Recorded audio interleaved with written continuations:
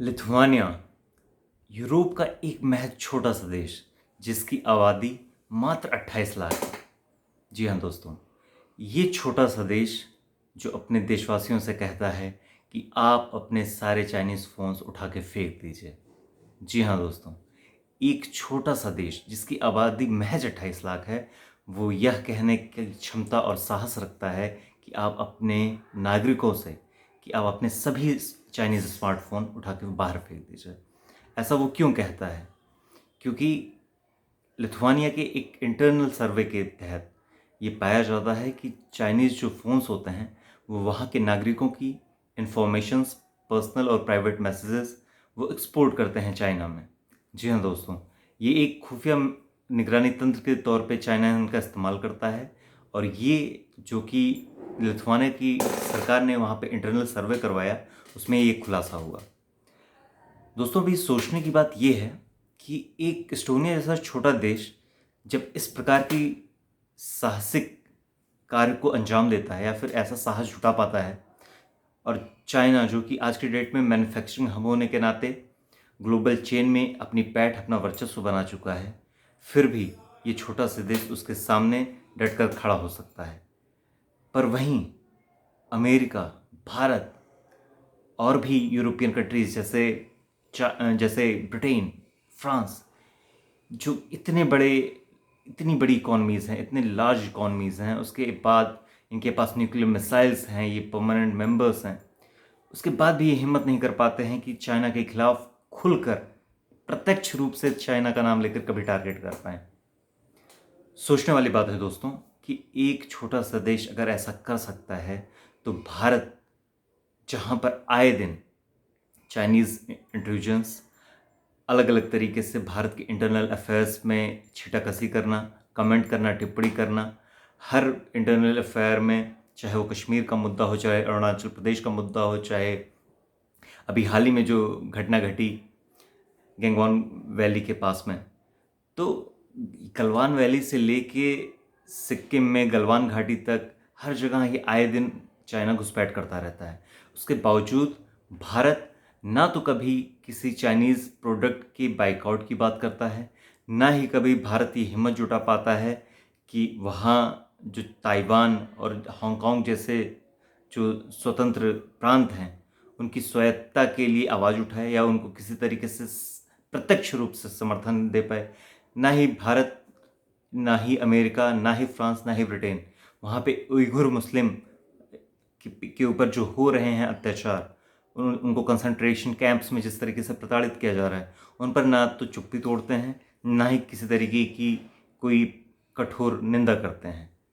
ये आलम है दोस्तों, हमें सीखना होगा। हम जब लिथुआनिया जैसा एक छोटा सा देश जो 1991 में सोवियत संघ यूएसएसआर से अलग हुआ, वो इतनी हिम्मत जुटा सकता है, जिसकी इकॉनमी भी इतनी बड़ी नहीं है जितनी कि फ्रांस, अमेरिका, ब्रिटेन, इटली जैसे बड़े इकॉनमीज़ की है, फिर भी वो इतनी हिम्मत जुटा सकता है। तो Bharat, America, Japan, Italy, Britain, France, Germany जैसे इतनी महाशक्तियाँ खुलकर चाइना का विरोध क्यों नहीं कर सकती हैं?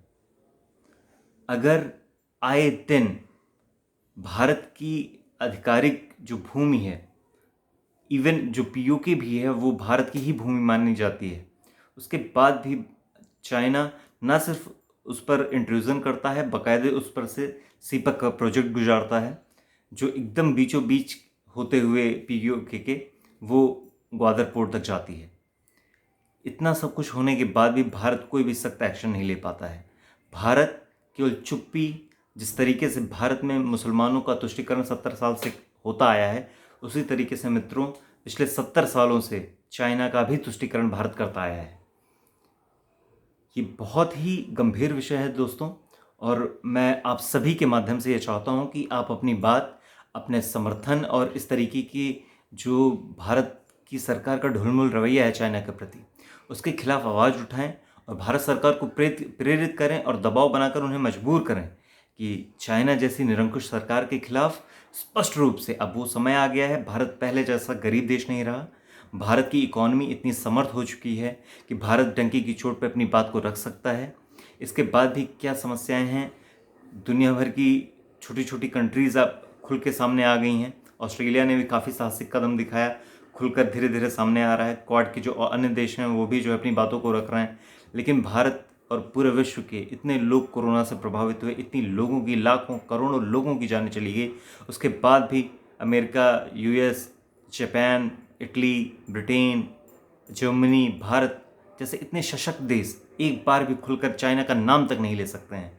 ये डर और ये एक उनको कुछ ऐसा ना कहें कि उनको बुरा लग जाए, ये वाली जो भावना है, जब तक इसको त्याग कर उनको एकदम सामने से कन्फ्रंट करके उनको जो है टारगेट नहीं करेंगे, ऐसे निरंकुश देश कभी नहीं सुधरेंगे। आपको इनको कॉन्स्टेंटली टारगेट करना पड़ेगा। और जहाँ तक मेरी बात है, मैं चाहता हूँ कि भारत सरकार लिथुआनिया को प्रत्यक्ष रूप से समर्थन दे।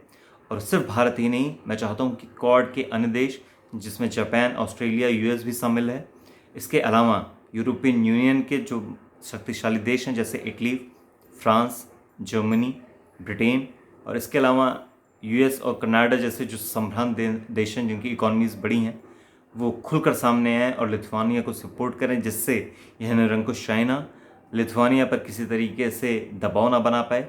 और ऐसे साहसिक कार्य को हर देश को खुले हाथों से समर्थन करना चाहिए, खुले दिल से उसको स्वागत करना चाहिए। बहुत बहुत धन्यवाद दोस्तों।